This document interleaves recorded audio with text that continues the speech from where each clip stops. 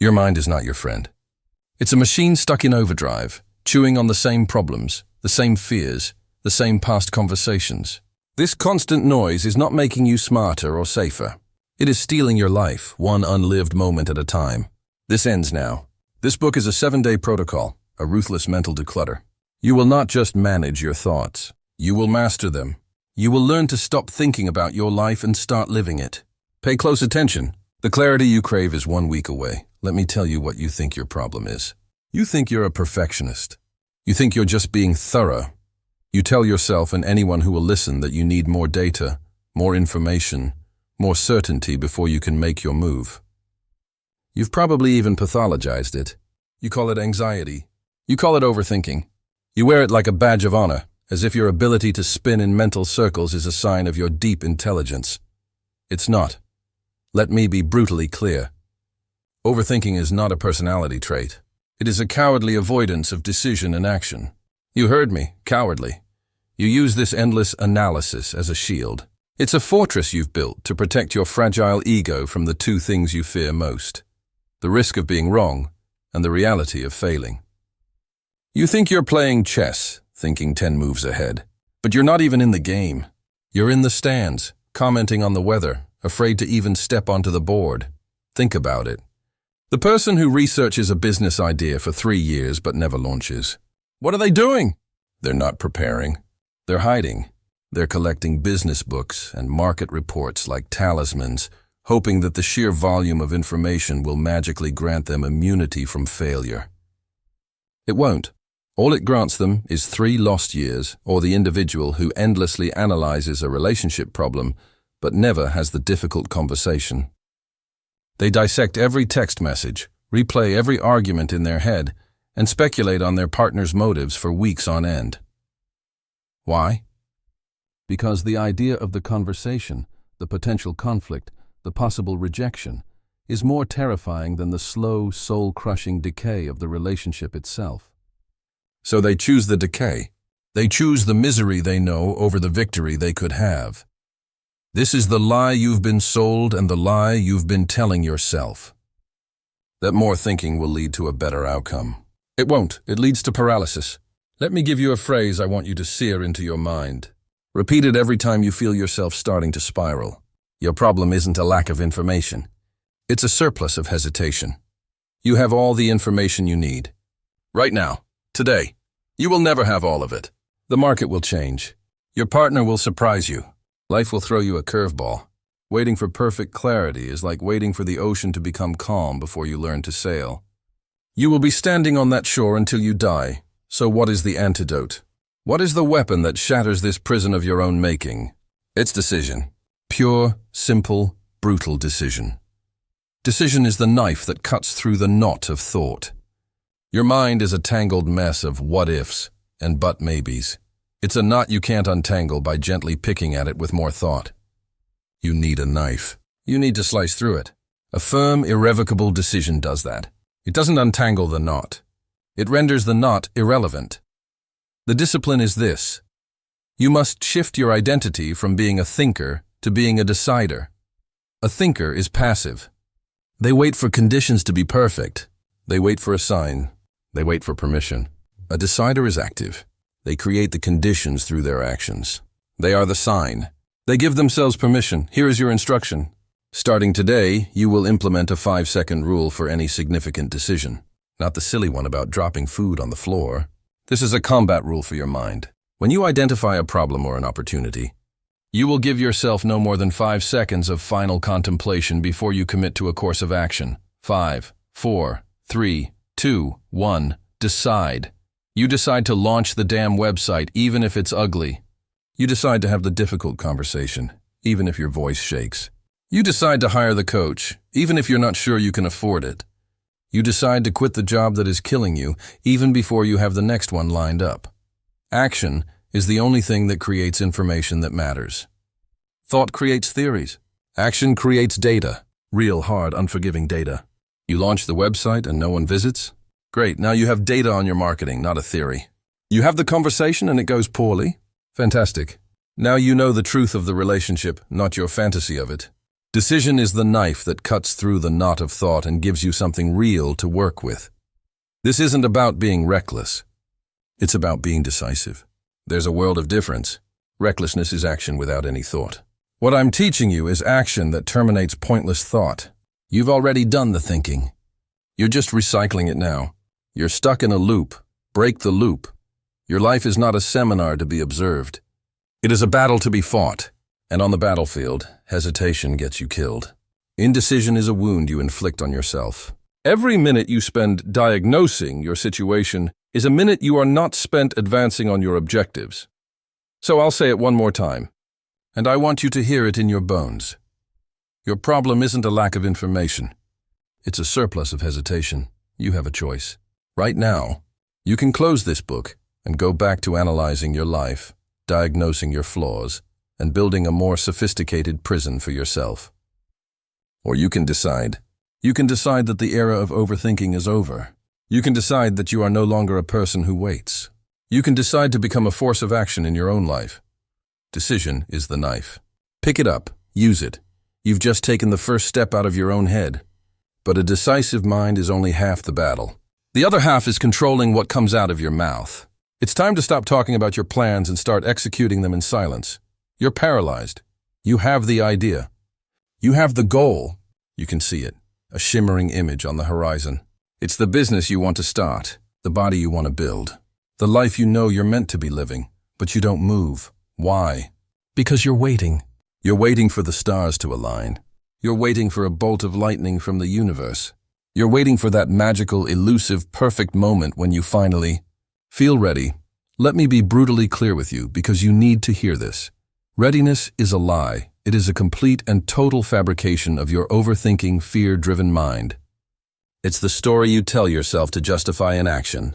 It's the perfect excuse, dressed up as prudence. Think about it. When was the last time you felt truly ready for something that actually mattered? Your first day at a new job? Your first date? The birth of your first child? You were terrified. You were faking it. You were figuring it out as you went. And you survived. You grew. You became competent through the act of doing it. The conditioning is deep.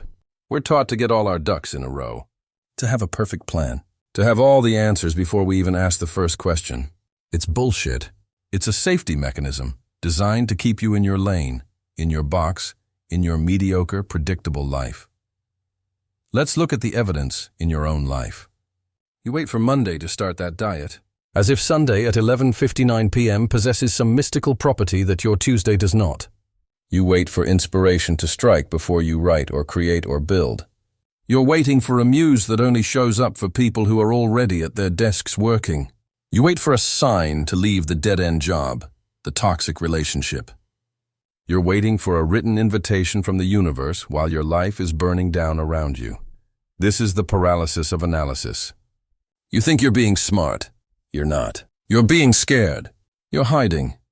Now, contrast that with the people who actually build things, who achieve things. Do you think Jeff Bezos felt 100% ready to quit his lucrative finance job and start selling books out of his garage? Do you think Elon Musk felt he had all the answers about rockets before he founded SpaceX? They started messy. They started with more questions than answers. They started before they were ready. Their secret? They understood a fundamental truth that you have forgotten. You don't get ready to act. You act to get ready. Readiness isn't a prerequisite you wait for. It's a quality you forge in the fires of action. Let's break down the anatomy of this lie.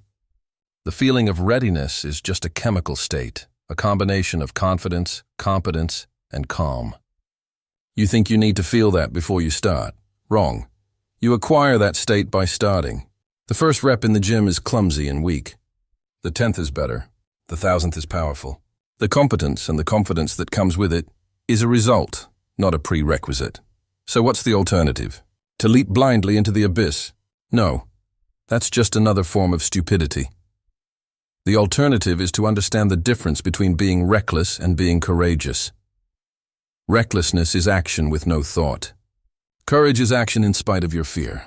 It's feeling the knot in your stomach, the voice in your head screaming, "You're not ready!" and taking the first step anyway. Your new operating principle, starting right now, is this. Readiness is a lie. Action is the truth. It's not about feeling ready. It's about discipline. It's the discipline to write one paragraph when you have nothing to say. It's the discipline to go for a run when you're tired and it's raining. It's the discipline to make that scary phone call when every fiber of your being wants to hide. This is where you reclaim your power. You stop waiting for external permission, from the calendar, from the stars, from other people's opinions.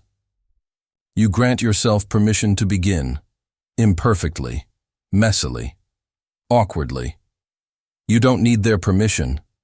Your life, your real life, exists on the other side of that first uncomfortable action. Every single thing you admire was built by people who did not feel ready. They just felt determined. So, here is your instruction. Today, I don't care what it is.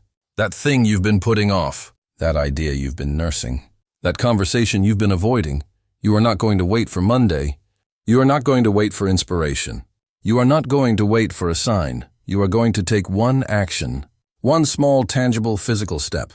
Right now, send the email, make the outline, do the first 5 push-ups, schedule the appointment. The size of the action is irrelevant. The fact that you act is everything. You have a choice. You can stay here, in the comfortable waiting room of your life, telling yourself the lie of readiness. Or you can step through the door, into the uncertainty, into the growth, and into the life you are actually meant to live. Remember this. The world doesn't reward the people who are ready. It rewards the people who are bold. You have accepted the lie of readiness. Now it's time to master the one force that can truly set you apart from the crowd. You're in your head again.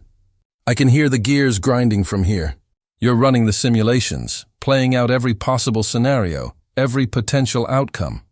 What if they say no? What if I look stupid? What if I'm not ready? What if it fails? Let me stop you right there. I'm not here to coddle you. I'm here to tell you the raw, unfiltered truth. All that thinking. It's a trap. It's a coward's refuge. It's a poor, pathetic substitute for doing.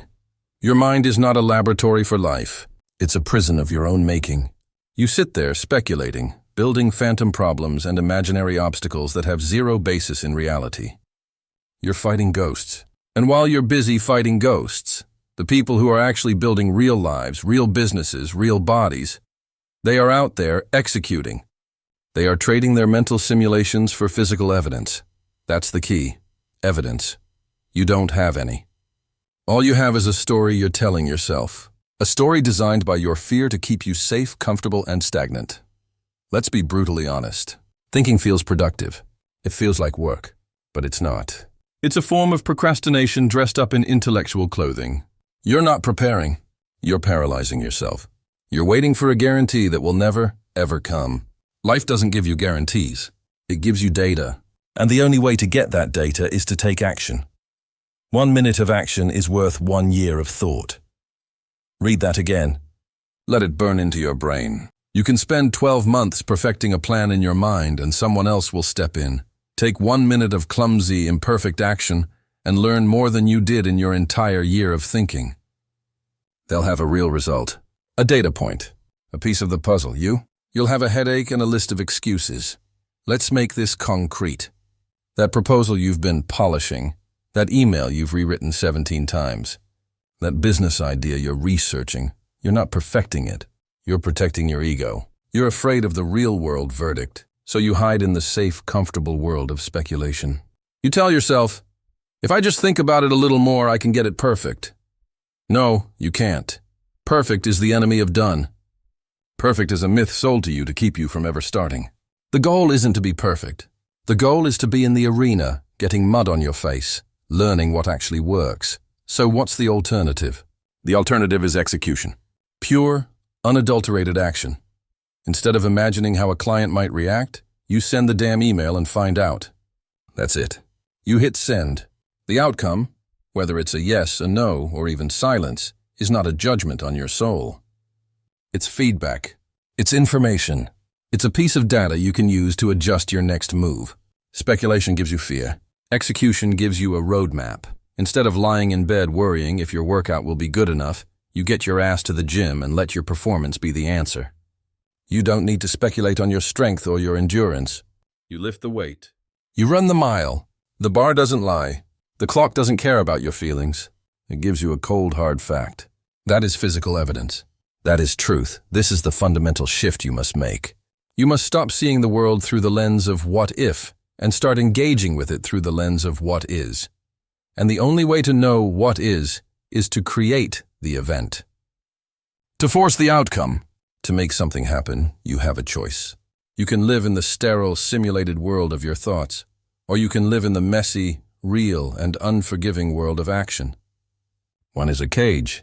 The other is a battlefield where you can actually win. It's not about intelligence. It's about impulse control. It's not about having the perfect plan. It's about having the discipline to act on a good enough one.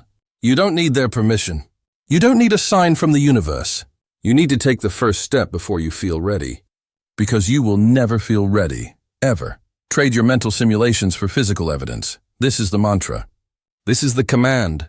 When you feel the paralysis of analysis setting in, you say these words out loud, and then you do the simplest, smallest, most concrete action you can take toward your goal. Don't speculate on your market. Make one cold call. Don't speculate on your book. Write one page. Don't speculate on your relationship. Have one difficult conversation. The action itself is the cure for the disease of speculation. Action generates momentum. Momentum kills anxiety. And progress, real tangible progress, becomes its own fuel. Stop building castles in the sky and start laying bricks on the ground. Your mind is an excuse factory. Shut it down. Your body, your actions, your results, that is your truth. Execution is the ultimate truth teller. It cuts through the bullshit of your fears and shows you exactly where you stand. 1 minute of action is worth 1 year of thought. Remember that.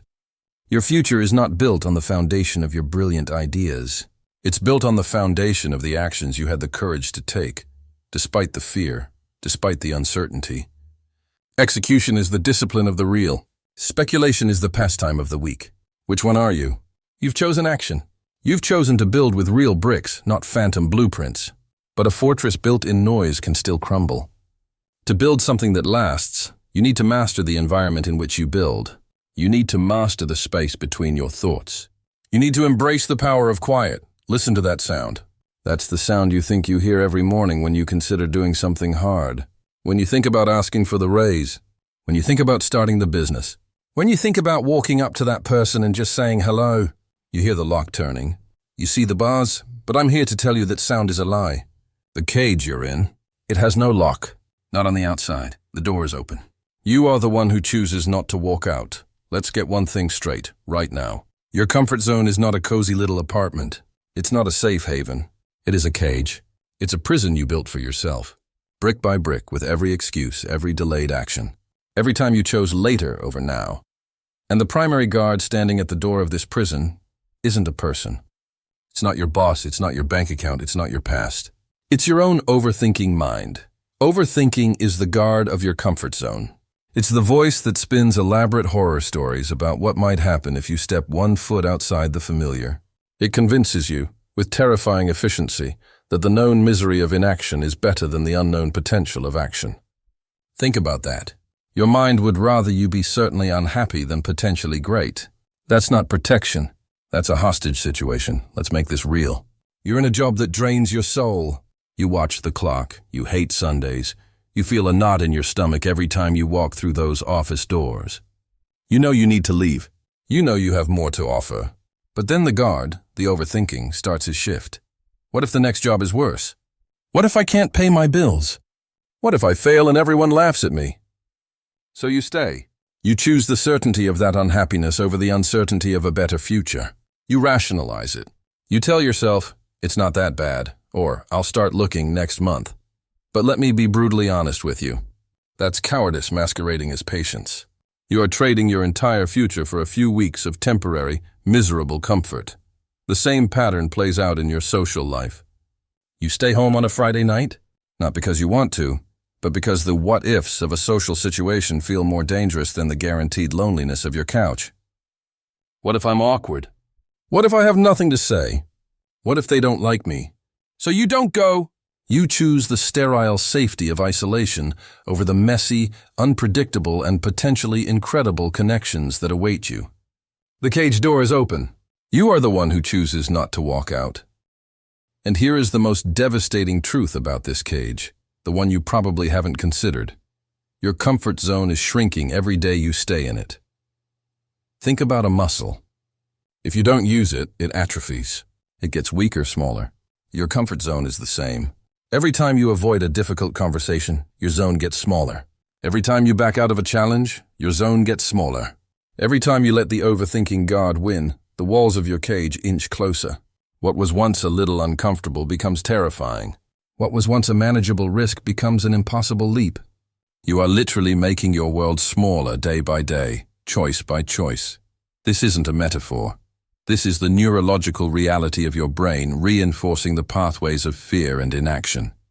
You are wiring yourself for stagnation. You are building a prison you may never escape. So what's the solution? It's not a feeling. It's not waiting for motivation. It's not another self-help book. It's a single, brutal, non-negotiable act. You walk through the open door. You acknowledge the overthinking guard. You hear his warnings, his fears, his predictions of doom, and you say, "Thank you for your opinion." And then you take a step. And then another. The key is to understand this fundamental truth. It's not about fear, it's about discipline. The fear will never go away. The overthinking will never fully shut up. The goal is not to feel fearless. The goal is to have the discipline to act despite the fear. To act before the overthinking has time to build its fortresses. You have a choice. You always have a choice. You can choose to listen to the guard and stay in your shrinking cage, or you can choose to act. To send the resume. To make the phone call. To walk into the room. To have the conversation. You don't need their permission. You don't need the perfect conditions. You don't need to feel ready. You will never feel ready. The door is open. The only thing required to leave the cage is a single act of disciplined action. That's the key. One decision, one step. That's all it takes to prove to yourself that the lock was on the inside all along. Stop negotiating with your own mind. Stop trying to reason with the guard. You are the warden of this prison. You hold the keys. The cage is open. You are the one who chooses not to walk out. So, what will it be? Another day of known misery? Or the first step into an unknown potential? The choice is yours. And you have a choice. You've seen the walls of your cage. You've met the guard. Now it's time to learn the weapon that will silence him for good. It's not what you think. It's the most underrated power you possess. Let's get something straight right now. Your mind is not a public park. It is a sacred space. It is the command center for your entire life. And yet, you are treating it like a landfill. You are allowing every piece of mental junk food, every stray opinion, every bit of digital garbage to wash up on your shores. You are doom-scrolling through the end of the world before you've even had your coffee. You are consuming the highlight reels of strangers and calling it connection. You are feasting on gossip, negativity, and other people's emergencies. And then you wonder why you feel anxious. Why you feel distracted. Why you can't focus on what truly matters. Stop wondering. The answer is right in front of you, in the palm of your hand. What you consume, you become. It's not a philosophical idea. It's a biological and psychological fact. Your brain is a prediction machine wired by its environment. Feed it chaos and it will become chaotic. Feed it clarity and it will become clear. You cannot have a clear mind with a polluted input. That's the key. That's the entire argument of this chapter. Think about the last time you spent an hour deep in a social media feed. Be honest. How did you feel at the end of it? Inspired? Motivated? Focused? No, you felt drained. You felt a low-grade hum of anxiety. You compared your behind-the-scenes struggle to someone else's curated victory lap. Your mind was cluttered with images, opinions, and dramas that had absolutely nothing to do with your mission, your goals, your life. I had a client, a high performer who felt his edge was gone. He couldn't concentrate. He was irritable. He said his mind felt foggy. I didn't give him a complex cognitive technique. I gave him one instruction. A 24-hour digital detox. No news, no social media, no random web browsing. Just his work, his books, and his own thoughts. The first 12 hours were hell for him. He described it as a mental withdrawal. But by hour 24, something shifted. He reported a silence in his mind he hadn't experienced in years.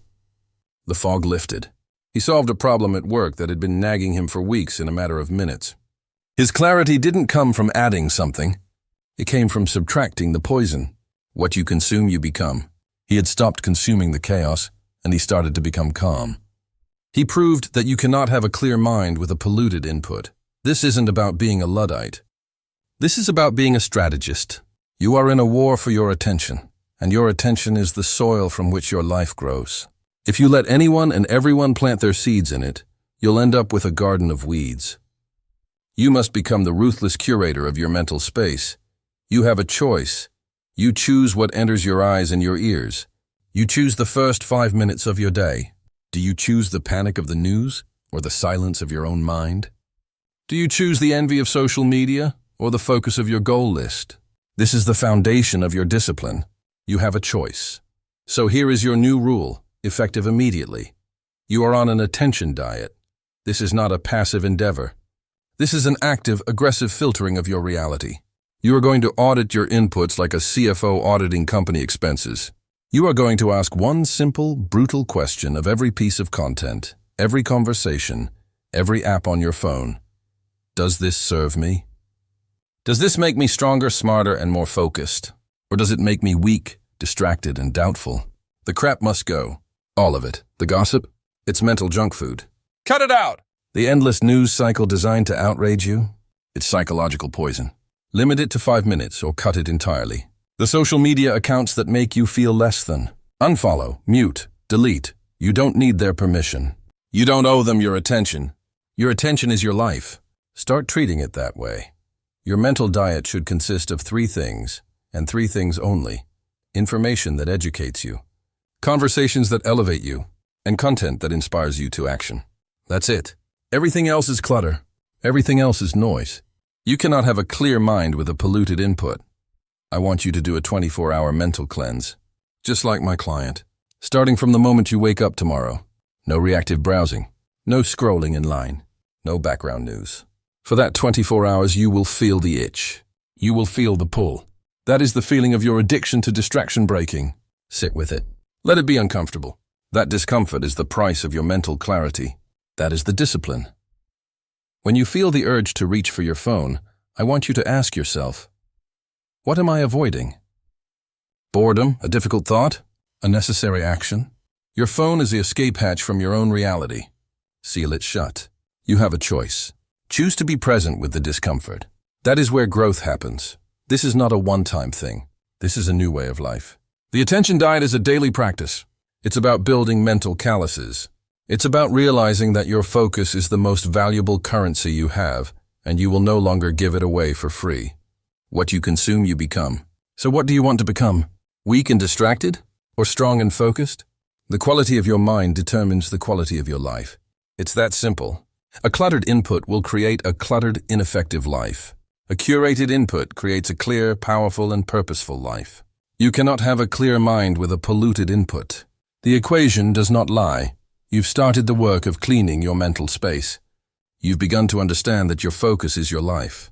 But focus requires a target. It requires a singular objective that cuts through the noise of what everyone else wants from you. That target is your legacy.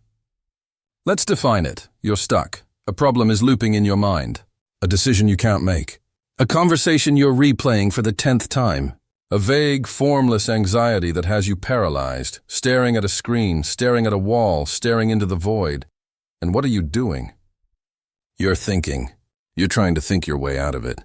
You're arguing with phantoms in your own head, believing that if you just find the right mental angle, the perfect intellectual solution, it will all click into place and you'll be free. It's a lie. That's the trap. You cannot think your way out of a prison that your thoughts have built. Overthinking is not just a mental problem. It's a physical one. A stagnant body creates a stagnant mind. Your brain is not some disembodied processor floating in a jar. It's wired directly into your flesh and bones. It responds to physical input.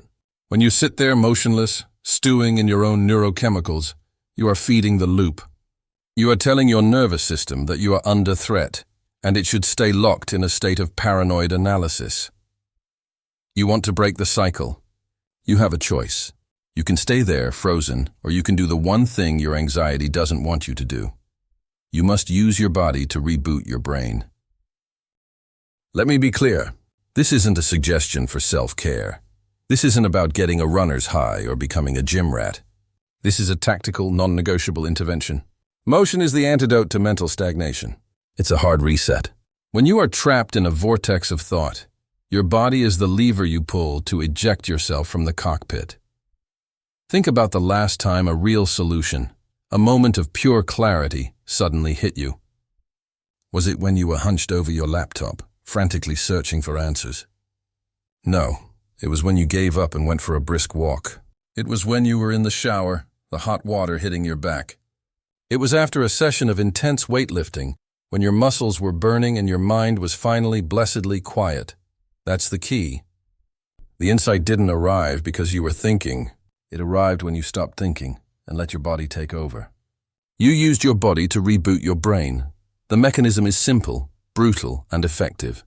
When you engage in strenuous physical motion, a run, a lift, a hard swim, you are sending a dominant signal to your entire system. You are telling your primal brain, we are dealing with a physical challenge now. Redirect all resources. The cortisol and adrenaline that were fueling your anxiety get burned as fuel.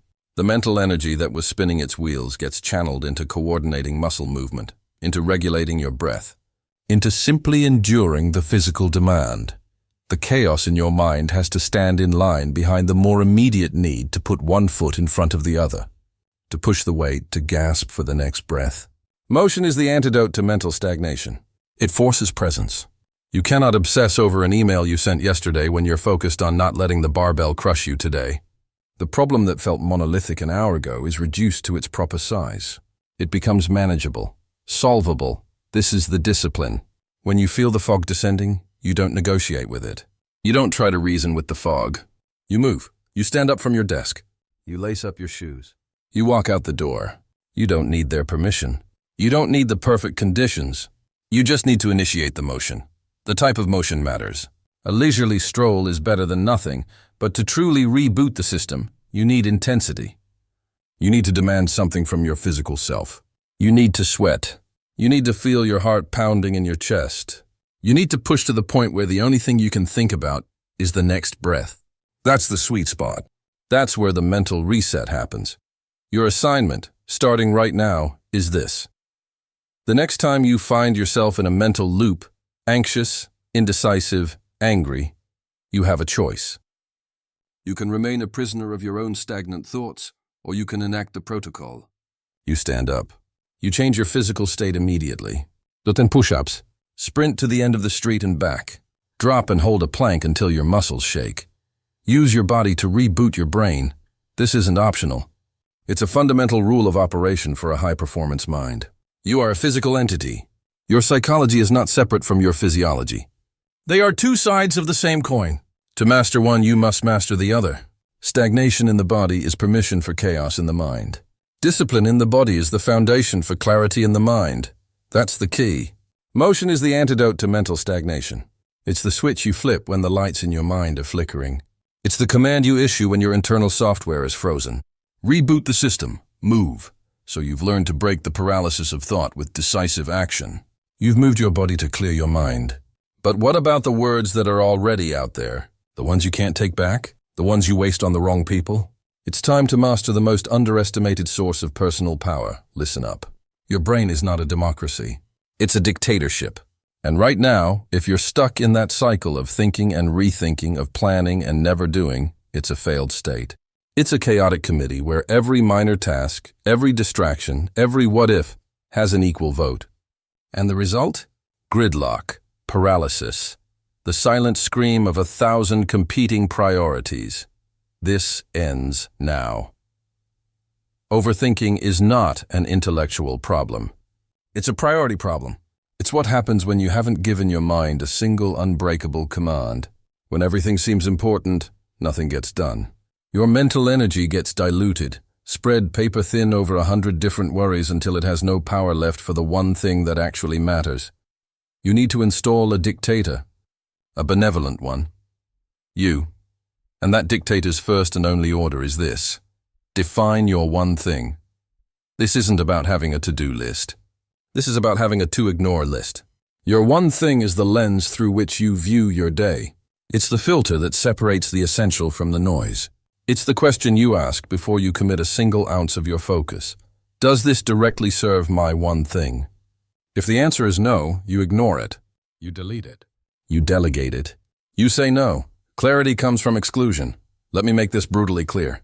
The entrepreneur who spends his day tweaking his website's font, answering every low-priority email, and sitting in meetings that could have been an email. That entrepreneur is busy, but he is not effective. He is lost in the fog of activity. He's overthinking his branding while his bank account empties. The entrepreneur who has defined his one thing, say, generate $5,000 in new sales this month, sees the world differently. That font, irrelevant. That long email chain, a trap. That meeting, a waste of time unless it's with a potential buyer. His one thing acts as a mental shield.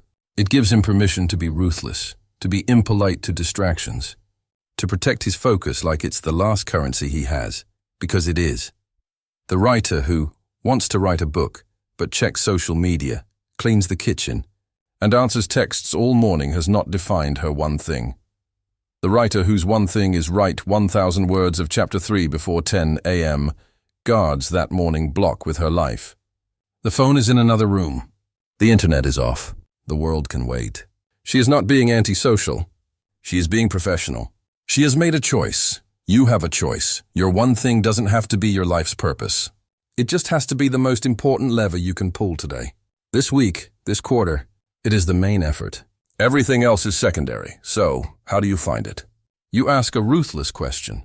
What is the one activity that if I did it exceptionally well, would make everything else easier or even irrelevant? That's your target. Write it down. My one thing is X. Now here is your behavioral instruction. This is not a philosophy. This is a drill. You will do this tomorrow. First, the night before, you will decide. Not in the morning, when your willpower is low and the world is already making demands on you. The night before, you write it down. Tomorrow my one thing is to finish the project proposal.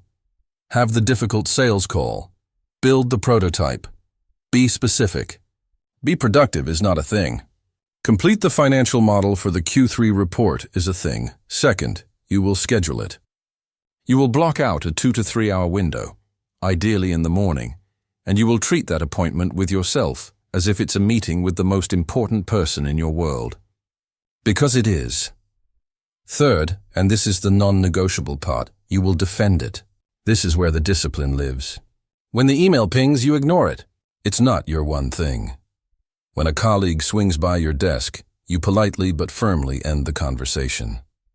They are not your one thing. When your own brain tries to tempt you with an easier task, you shut it down. That's the key. You have to become the enforcer of your own focus. If it's not a hell yes, it's a no. That's your new mantra for every request, every distraction, every new idea that pops into your head. Is it a hell yes for your one thing? Does it directly, unequivocally contribute? If not, the answer is no. You don't need to be angry about it. You don't need to explain it. You just need to act on it. No. This is how you starve the beast of overthinking. You stop giving it multiple options. You give it one mission. A single point of focus is incredibly easy for your brain to latch onto. It's the ambiguity, the countless paths that causes the mental short circuit. By defining your one thing, you are giving your mind a set of rails to run on. It's a relief. The anxiety of choice evaporates. The resistance you feel to this, the voice that says, but I have to do all those other things. That's the voice of the old scattered you. The you that was acceptable with being busy instead of being powerful. Ignore that voice. It's a liar. The truth is, when you execute on your one thing with ruthless consistency, the secondary things either become irrelevant, get handled faster because you have momentum, or you find a way to eliminate them. Clarity comes from exclusion. You master your focus not by adding more, but by cutting away everything that is not essential. You become a laser, not a flashlight. A laser can cut steel.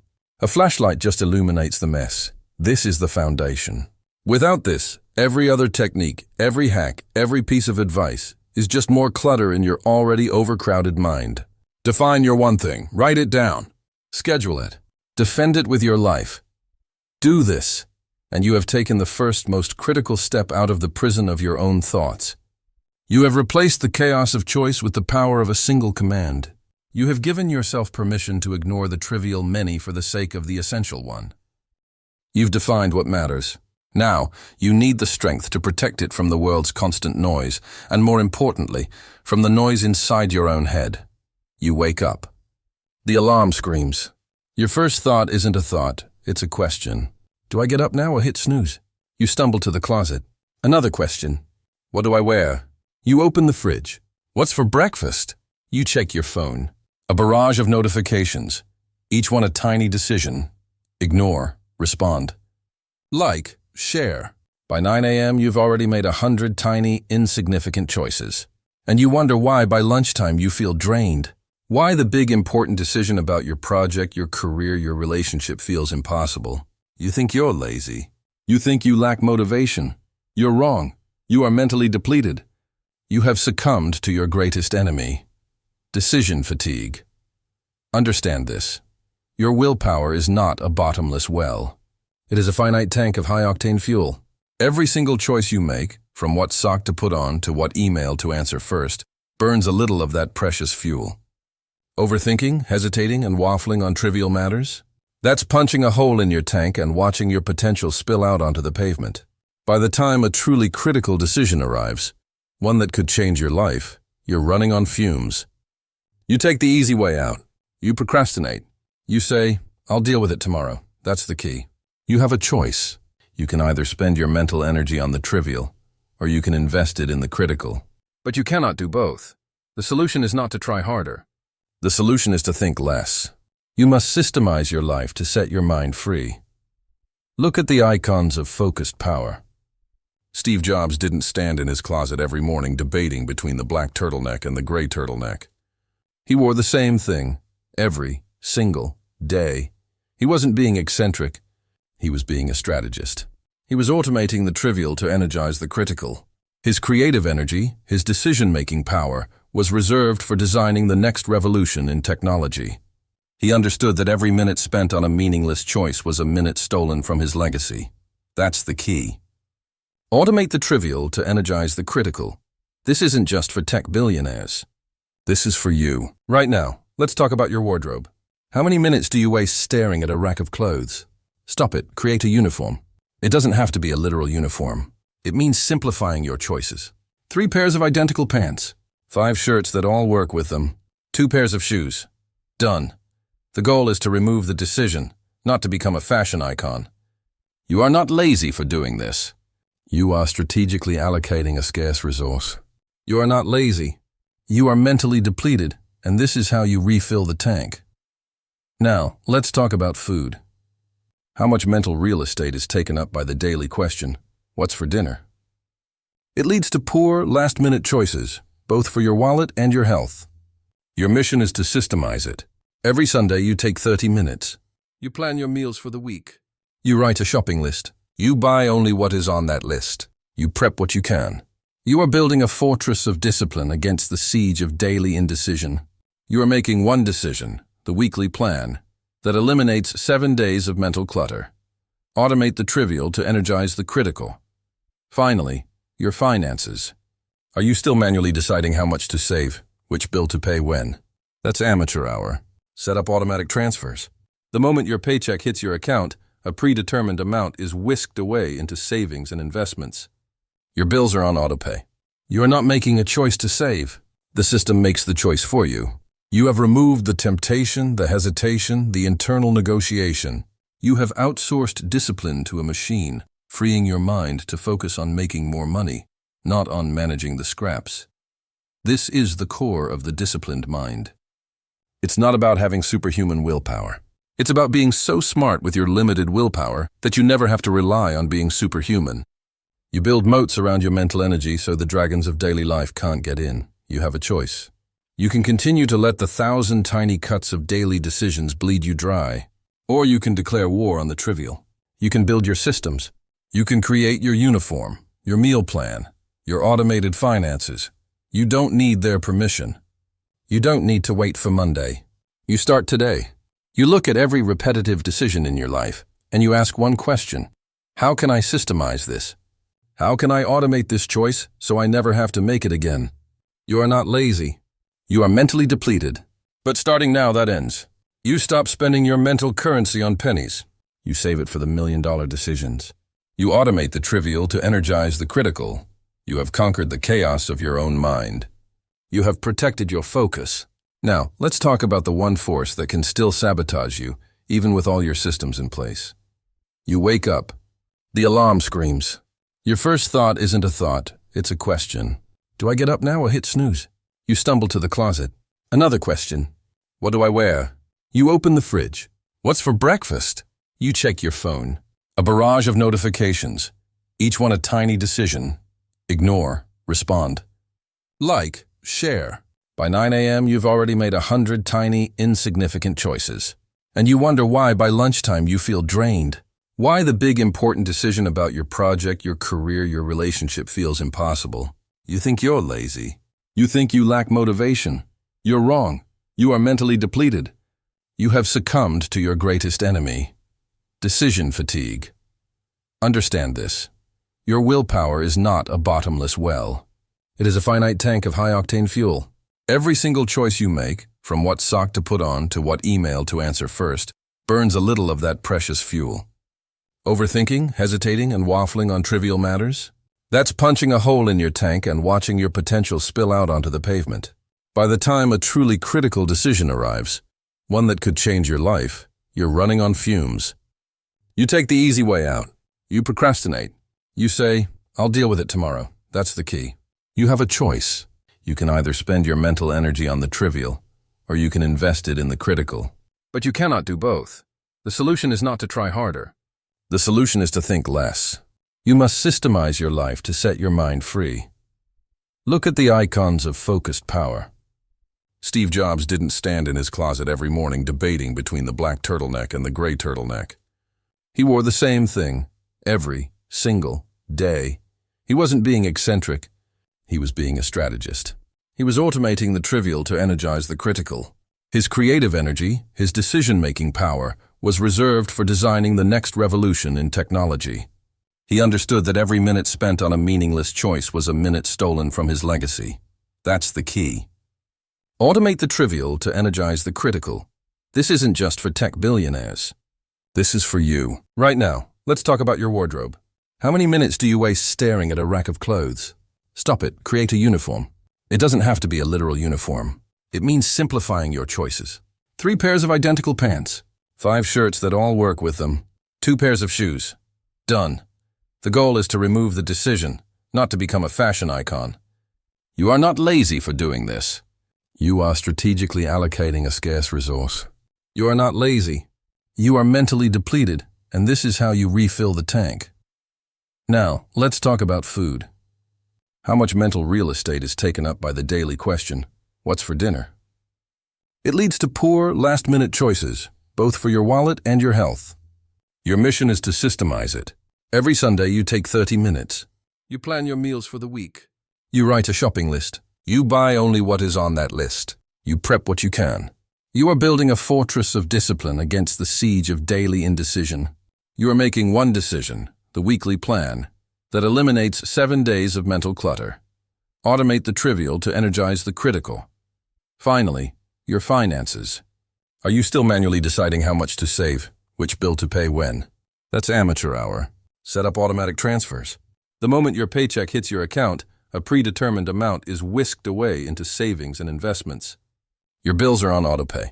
You are not making a choice to save. The system makes the choice for you. You have removed the temptation, the hesitation, the internal negotiation. You have outsourced discipline to a machine, freeing your mind to focus on making more money, not on managing the scraps. This is the core of the disciplined mind. It's not about having superhuman willpower.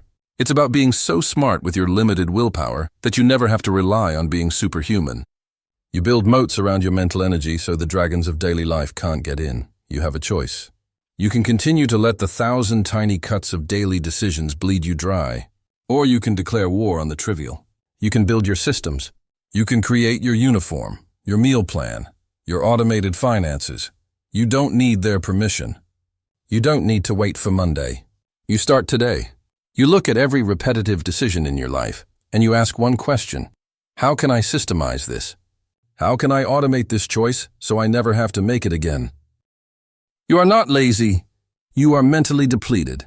But starting now, that ends. You stop spending your mental currency on pennies. You save it for the million-dollar decisions. You automate the trivial to energize the critical. You have conquered the chaos of your own mind. You have protected your focus. Now let's talk about the one force that can still sabotage you, even with all your systems in place. Listen to me and listen close. That idea you had in the shower this morning? The one about finally starting that side project? Or reaching out to that potential client? Or signing up for that course? It's dying. Right now. With every second you spend not acting on it, it's decaying, losing its energy, its power, its life. You think this is dramatic. It's not.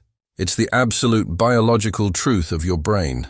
An idea is not some eternal, stable thing. It's a spark. It's volatile. It has a shelf life. And if you do not act on it within 24 hours, the overthinking mind, the part of you that loves comfort and fears failure, will begin to dissect it. It will pick it apart.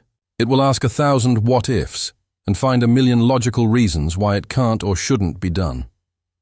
It will destroy it. That's why you need a law, a non-negotiable personal commandment. This is it, the 24-hour rule. The rule is simple, but it is not easy. It's this.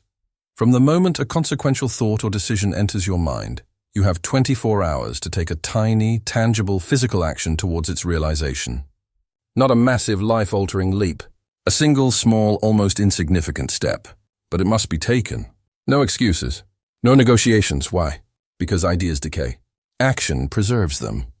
Think about the last great idea you had that just faded away. You didn't decide to abandon it. It just slowly got buried under doubt, under more pressing matters, under the sheer inertia of your daily life. You opened the 24-hour window of opportunity, and you let it slam shut on your fingers. You allowed the mental corrosion to set in. That ends today. Let's get brutally practical. What does this look like in the wild? You're driving home and you think, I should really see if my old colleague knows anyone at that company I want to work for. The thought is clean. It's pure potential. The 24-hour window is now open. The old you? You'd file it away. I'll do it tomorrow. But tomorrow the mind weasels are waiting. Is it too forward? What if he says no? I should redo my resume first. Maybe I'll wait until after the holiday. The window slams shut. The idea is dead. The new you, the one who operates under this rule. You pull over or you get home and you open your email. You don't craft a masterpiece. You write 3 sentences. Hey John, hope you're well. Was thinking about you today and it reminded me I've been looking at opportunities at XYZ Corp. If you know anyone there, I'd appreciate an intro. No worries if not. Best, your name. You hit send, that's it. You took the spark and you gave it oxygen. You made it real. The decision is no longer a thought. It's an event in the physical world. The 24-hour window is closing the moment you have the thought. You just beat the clock. Another example. You decide, I need to get back in shape. The thought is bright and shiny at 7 a.m. By 7 p.m., the excuses are polished and ready. I'm too tired. I don't have the right shoes. I'll start Monday. The 24-hour rule you don't commit to a 2-hour gym session. You commit to a 5-minute action. You put on your workout clothes and you walk around the block. You do 10 push-ups. You download a fitness app and spend 5 minutes browsing workouts. You create a 5-minute artifact of your intent. You have taken the idea out of the fragile ecosystem of your mind and planted it in the dirt of reality. It now has roots. It can grow. This isn't about motivation. It's not about feeling inspired. This is about creating a system that bypasses your fickle emotions entirely. It's about discipline. The discipline of immediate, tiny action. Ideas decay. Action preserves them. This rule does 2 powerful things to your psyche. First, it builds momentum. One tiny action makes the next one easier. Sending that email makes researching the company feel like a logical next step, not a daunting task. Doing those 10 push-ups makes 20 feel possible tomorrow. Second, and more importantly, it rewires your identity. Every time you follow this rule, you're sending a subconscious message to yourself. I'm a person who acts. I'm a person who follows through. My word to myself is law. You stop being a dreamer and you start being a doer. The gap between your thoughts and your actions shrinks to nothing. That gap is where your self-respect goes to die. The opposition is your own brain. It's the voice that says, I need to plan more, or it's not the perfect time. That voice is a liar. It's a defense mechanism designed to keep you safe, stagnant, and small. Perfectionism is just procrastination in a fancy suit. Planning is often just a sophisticated form of avoidance. You have a choice. You can listen to that voice and watch every spark of potential in your life fizzle out into nothing. Or you can impose your will. You can lay down the law, your law. The 24-hour window is closing the moment you have the thought. It is always closing. Your job is to act before it seals you in with your regrets. So what idea have you had in the last day that you've already started to talk yourself out of? What spark is currently guttering right now on the wet wood of your indecision? You have a choice. Let it die and confirm your powerlessness. Or within the next 24 hours, take one step. One tiny, physical, undeniable step, do it. Prove to yourself that you are in command. Prove that for you, a thought is not just a thought. It is the first step in a chain of action. You've just installed the system that turns thought into reality. But what about the noise that fills the space between those thoughts? To master action, you must first master attention. Listen to me. Right now, there's a war going on inside your head. It's a civil war. On one side, there's the part of you that wants the result, the body, the business, the bank account, the freedom. On the other side, there's the part of you that is a master storyteller, a brilliant, creative, and utterly treacherous novelist. Its only job is to craft beautiful, intricate, and completely believable excuses for why you don't have what you want. Your overthinking mind? It's not just a source of anxiety. It's a library of excuses, a curated collection of perfectly reasonable, socially acceptable, and psychologically comforting reasons for your failure. And you are the head librarian. You check these excuses out, you polish them, you rehearse them in the mirror, and you deliver them to the world. I couldn't because the market was bad. I didn't because I was too tired. I failed because I didn't have the support. Stop. Today, that ends. Today, you torch the library. You are shifting your identity. You are no longer someone who has reasons. You are someone who gets results. Let me be clear. Reasons are the currency of the weak. Results are the currency of the strong. From this moment forward, you deal only in the currency of the strong. Think about your last significant failure. The project that flopped. The fitness goal you abandoned. The conversation you avoided. What was the story you told? Be honest. Did you blame external forces? The economy, your boss? Your genetics? Your lack of time? That story is the final barrier. The last line of defense your weak self has against the reality of your own power. Because if the story is true, then you are not responsible. And if you are not responsible, you don't have to change. It's a comfortable, cozy, pathetic little prison. But you are not pathetic. You are choosing to be a prisoner. It's time to break out. Let's dissect a classic. The story. I couldn't because the market was bad. Sounds legitimate, right? Everyone will nod their heads. They'll sympathize. You get to be the victim of unfortunate circumstances. You get the consolation prize of their pity, but it's a lie. A comfortable, plausible lie. The truth is not, I couldn't because the market was bad. The truth is, I did not adapt to the market.